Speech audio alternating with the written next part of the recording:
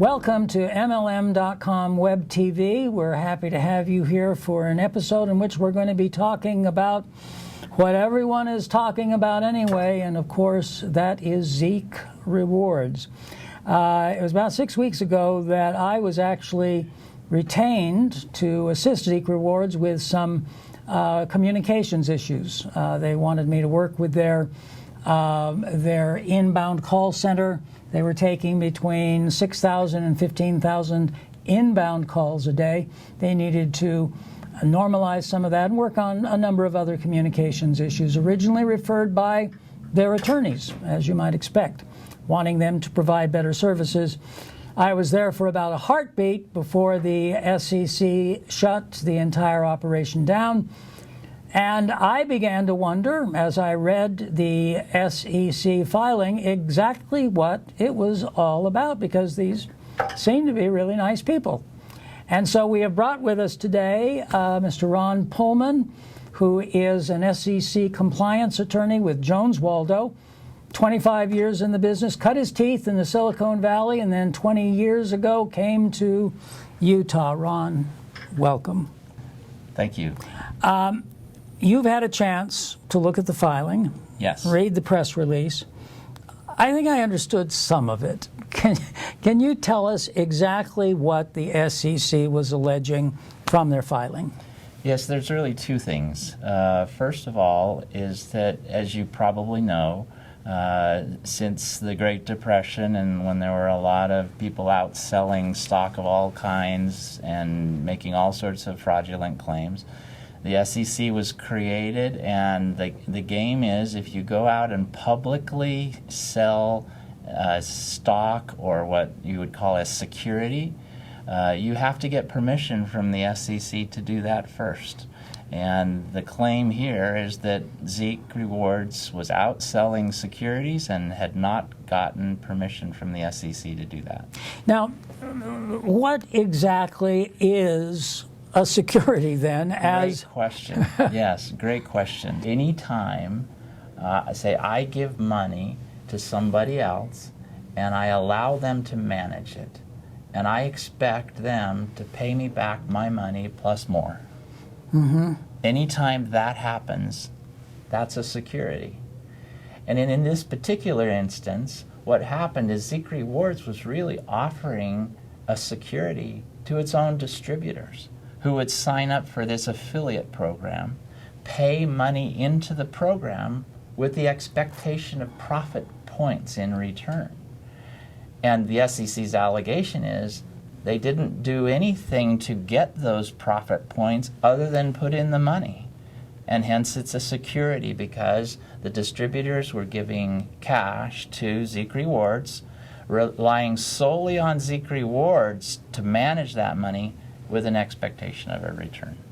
So from the way you describe it, the fact that ZeekRewards had upwards of $300 million in the bank, was tracking to do $1 billion in sales, $1.2 billion, I think, over the next 12 months, and may have had enough money to give people back whatever money they'd actually put in, that would not eliminate the issue of the unregistered security. Right. It's like saying, well, I'm a really good driver and I stopped at that stoplight and I turned on my turn signal when I made that right turn, but I just went through that stop sign at 20 miles an hour. I do that all the time.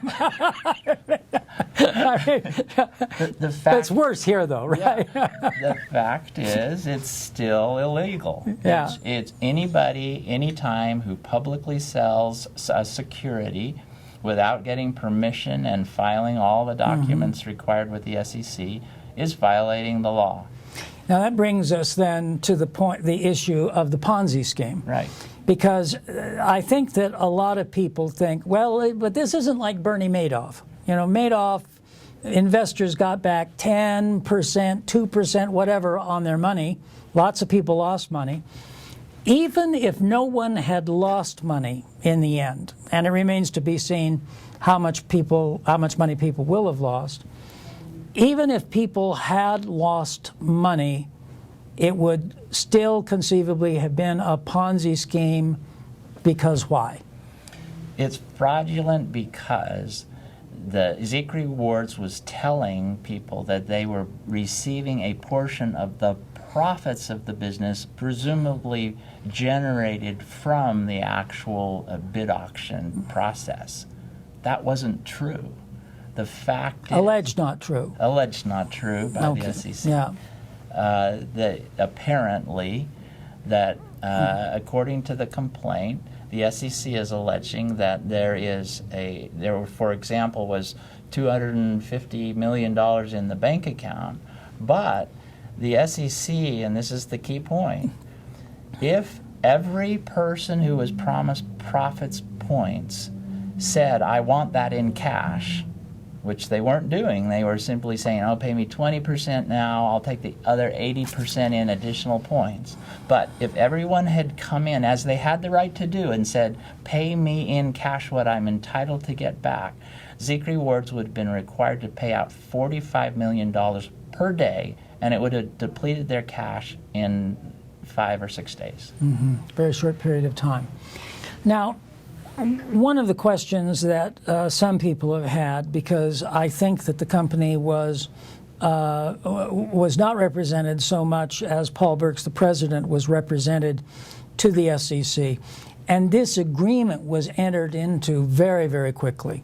I mean, from the time that the first reporter reported that something was happening until the time that they closed the doors and changed the locks was a few days. What would have happened in your estimation if ZeekRewards had said, well, we've got $300 million, let's hire 20 SEC attorneys and argue with them? Would that have changed anything? Probably not, because at the point the SEC saw this, what they considered to be a Ponzi scheme happening, they need to act as quickly as possible to preserve as many assets as possible. Mm-hmm. So any amount of hiring additional attorneys would not have stopped the SEC from getting an injunction from a judge that would have frozen all the bank accounts, frozen all the documents, and basically shut them down. Now, when we were talking prior to the program, you indicated that a lot of companies may get started not necessarily observing all the laws and might actually be defined as having some of the characteristics of a Ponzi. But over time, they fix it by bringing in legitimate products and selling. So if they have enough running room, they get things turned around and they get started. I mean, Mark Cuban says that most of the money he first made was in some kind of a Ponzi scheme. And so does that happen frequently? Could that have happened at ZeekRewards if they had grown more slowly, do you think? It's very difficult to get off of that train, I'll say, where you've committed to pay money back to the early investors, and they get these large returns, and then everybody else who jumps in and invests because they want those same large returns. And the fact is, it's very difficult to grow I'll call it a real operating business with real profits and be able to catch up. The lesson here really is, in the beginning of starting any business, engage good lawyers to assist so that you do things right. And everybody knows we don't always stop at every stop sign, but you should mostly try to stop. And you should certainly stop at stoplights. And you need to try to do your best early on to get the best legal counsel you can, so that in all respects you put your business together in a way so you don't have this kind of problem. Because what happened, they weren't doing this properly. It grew very large, very fast, got the attention of the SEC, and at that point you're going to get shut down. And so with a company such as this, where although towards the end they were trying to normalize things, they had brought in a computer consultant to help them with computer programming. They wanted to beef up their call center so that they were responding to calls in a more timely fashion. They had an acting chief operating officer that was trying to normalize business processes. But even so, it would have been a long distance in your mind from that normalizing of business practices to actually turning them into a legitimate company, you think? If ever. And if ever, because of the product that they actually got started with. Right, which they weren't making a lot of money off of, apparently, and yet their promises of returns to their distributors far, far exceeded their ability to generate profits from their operating business. I mentioned to you just before we went on the air that I met Paul Burks, who seemed to me to be a sweetheart of guy, who had actually, his original career was as a country western singer and novelty magician. And actually, my first meeting with him, I asked him to show me some tricks, and he did some amazing things with a scarf.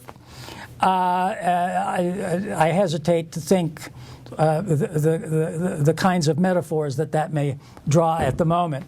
But, and you said, well, that was the first mistake. What did you mean by that?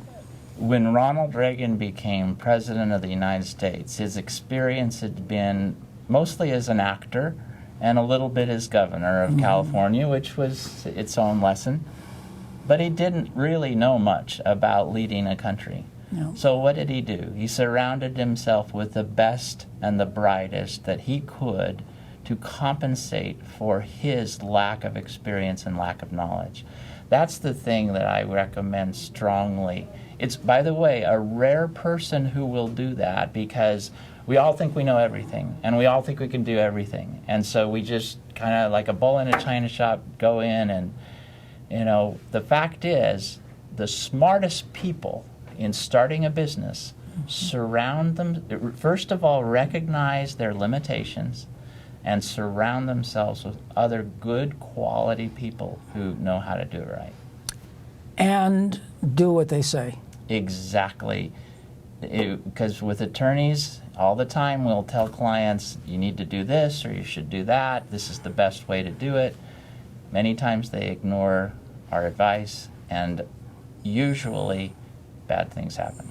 And we don't know how much of this advice they might actually have gotten.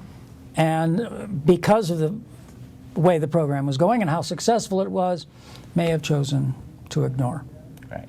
Ron, thank you so much for being with us. Pleasure. Pleasure's all mine. Ron Pullman from Jones Waldo, talking to us about the SEC filing on ZeekRewards. I'm Clifton Jolly for MLM.com TV. Join us next time.